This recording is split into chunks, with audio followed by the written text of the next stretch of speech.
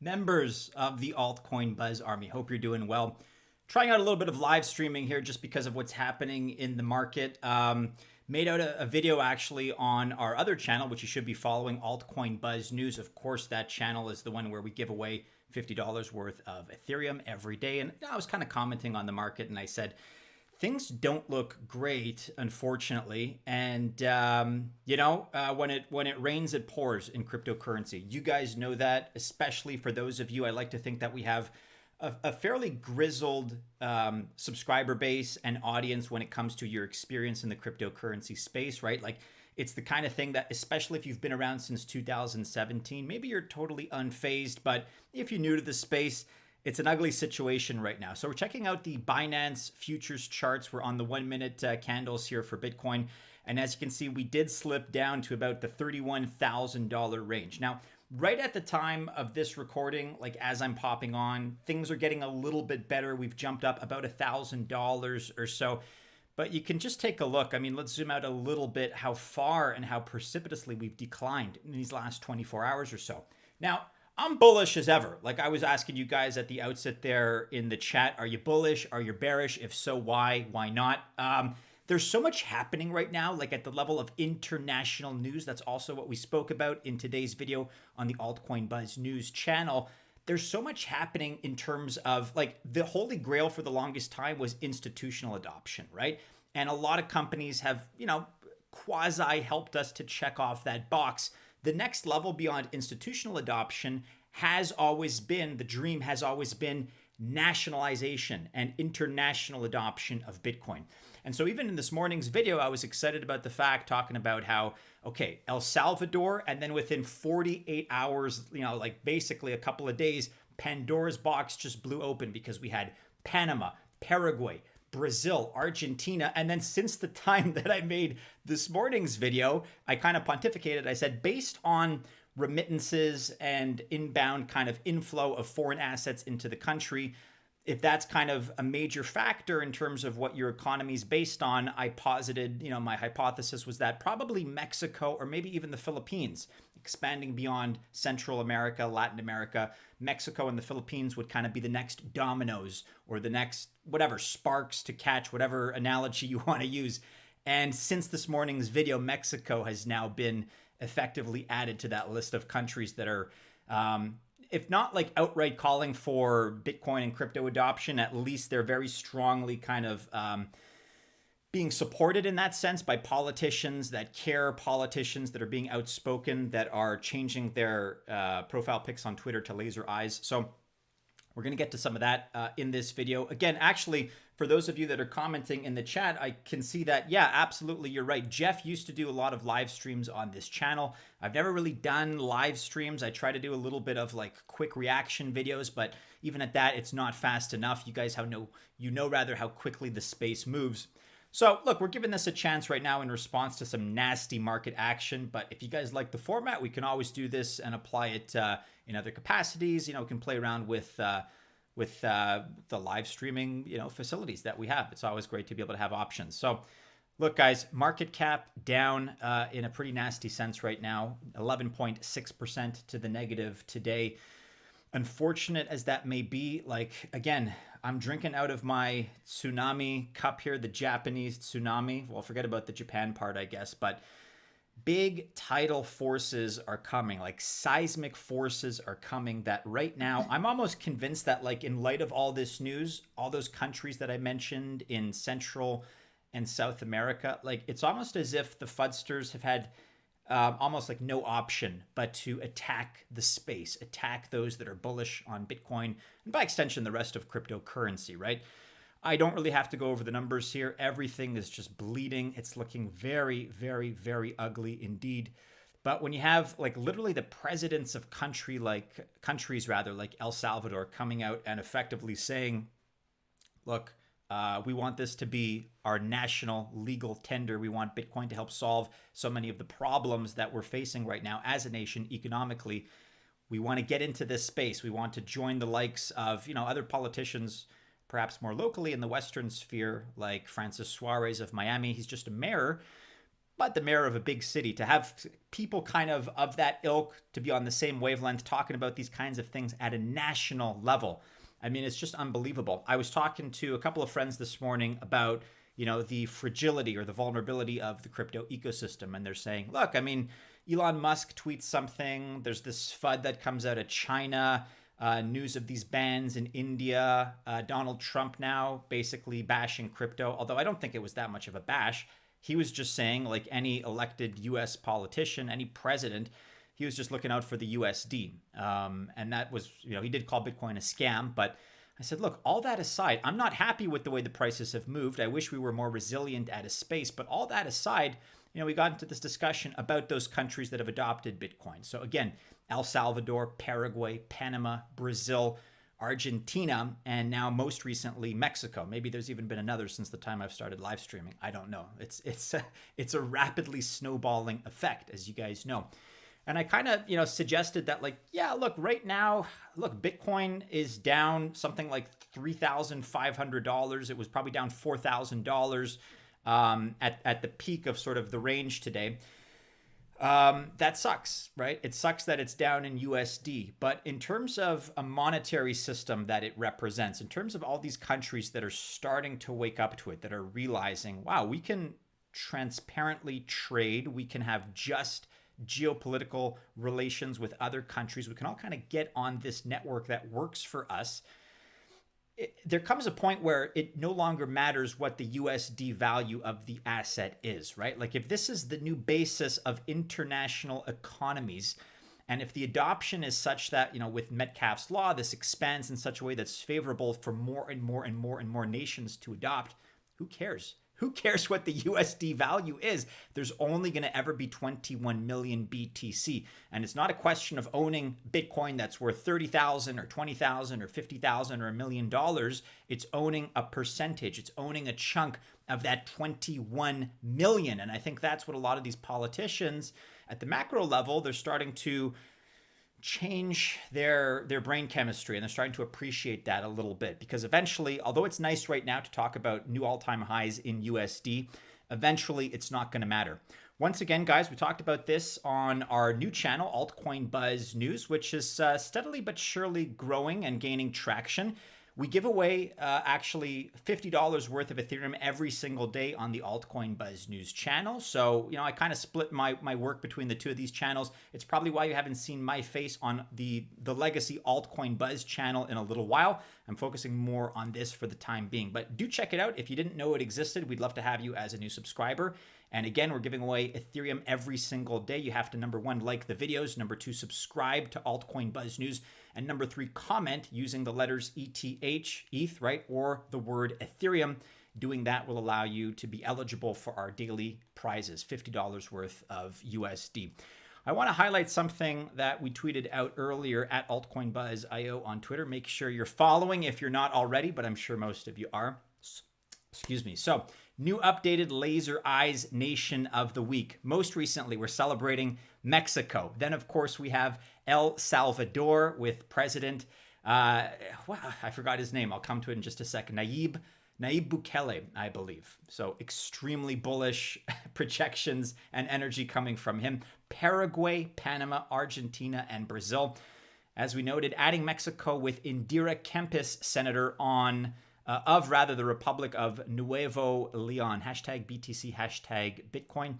If you haven't checked out some of these politicians and the pictures and whatnot that they're sporting, the laser eyes that they're putting up, here is Indira Kempis. Again, this isn't something that's like fan-made. This isn't somebody that's creating the picture for her, for Indira. Like, this is her profile picture that we're looking at now that she put up. That's, this is an act of free will. Nobody's holding her hostage.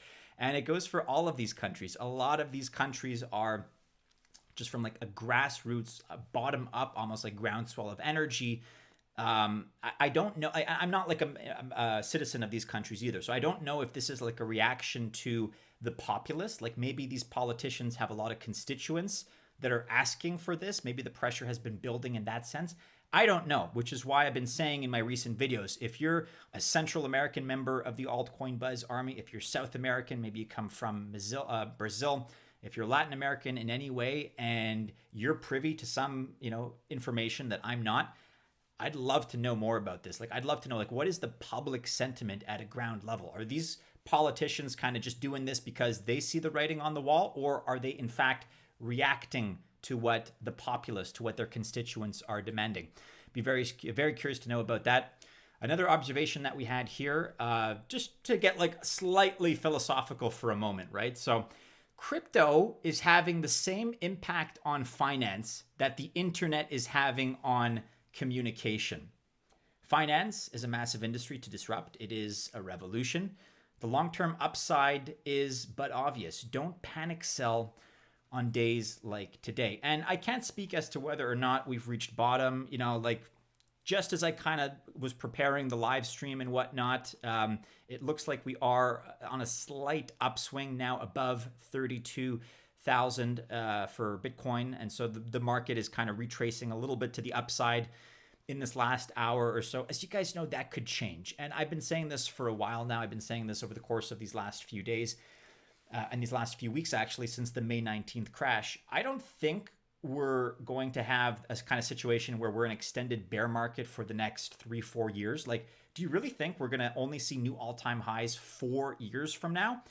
I reject that premise on all kinds of grounds. There are a lot of metrics to suggest that we took a massive hit, but I am of the opinion that we're going to be sort of looking at an extended bull market. It's not going to kind of peak as quickly as perhaps we would have hoped or perhaps we were predicting. But that being said, I don't think we're gonna have to wait 4 years for the next cycle of all-time highs.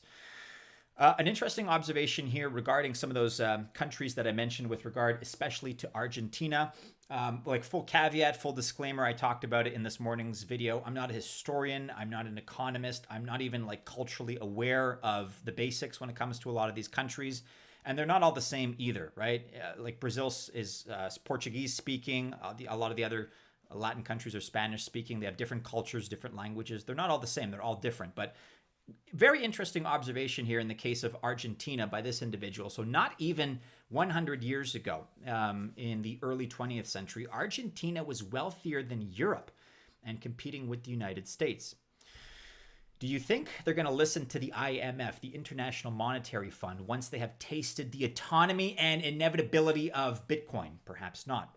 Latin America is re-entering history, and there is nothing you can do to stop them.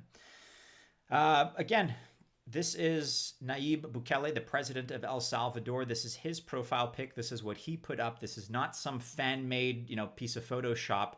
It is a Photoshop. It's, like he added the laser eyes, but he did that himself. He uploaded his own Bitcoin laser eyes profile pic, which I just think like that's as encouraging as it gets. And can you imagine if we had this kind of interest, if we had this kind of enthusiasm and this, I guess, like this movement that's happening at the level of nation states towards the nationalization, the internationalization of Bitcoin as a monetary network. If we had this in 2017, like that was beyond any holy grail that we could have hoped for at that point. And yet it's happening now at a time that is corresponding with these severe market retracements and crashes. I think the media right now is doing everything that they can to suppress this enthusiasm. And when I say the media, tinfoil hat time, okay, just for a moment, if you'll indulge me, the media, of course, is controlled by mega, ultra-massive banking and financial interests. No surprise there. They control the messaging. I don't think they want the likes of El Salvador and Panama and Paraguay and other countries. I don't think they want the likes of those countries rising up and achieving, to some extent, financial independence through some of these new systems here and these new paradigms. Documenting Bitcoin, I discussed this in my previous video, but they do a great job here highlighting all of these politicians that are just like independently. Again, it seems like a lot of organic energy right now that's occurring. A lot of these politicians uploading new laser eyes pictures all over the place in Panama, in Brazil here. You have other examples out of, in this case, Paraguay, and most recently in, Argentina, but most recently Mexico as well. That's, I think, a list that's going to keep growing, and perhaps by this evening or perhaps even tomorrow, you'll have some other countries. Again, my suspicion is that it's going to be those countries that are more focused on inbound remittances as a major component of their economy.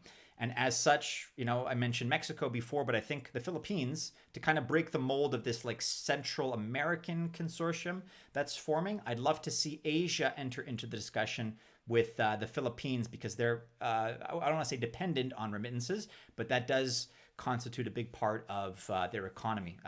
Maybe India as well. If India were to ever get around the ban, I'd like to see that, if the government can ever make up their mind in India. So Dan Collins puts it pretty well here. Imagine all the people of Central and South America realizing they no longer have to lose their life savings every decade in a government-created hyperinflationary currency collapse. That's a mouthful, but I totally agree. So I ask you guys, who do you think the next country is going to be? My guess, totally out of thin air right now, is the Philippines. I could be wrong, but that's something that I'd like to see. I just wanted to keep it short for today. I see that the chat is pretty active. Thank you guys for your involvement here. We can, you know what, the hell with it. Let's go for a couple of chat questions here, just because it's the first time I kind of do this, so bear with me. But let's give it a try. I'm looking at. We do have a super chat. BT Gap at 9,500. Don't forget it. Absolutely, that is a good point. I think they're to that point. And thanks very much for the super chat, Vladimir. Not even triple X, Vladimir quadruple X. Thank you. I think to that point, there are arguments to be made on both sides right now, which is what's making people kind of indecisive, right? Like it's so ambiguous, because there are legitimate arguments to be made for the bear market case. I'm not going to deny that. I'm not going to blow flowers up your bum and tell you only the positive. There are some negative scenarios right now that we can discuss.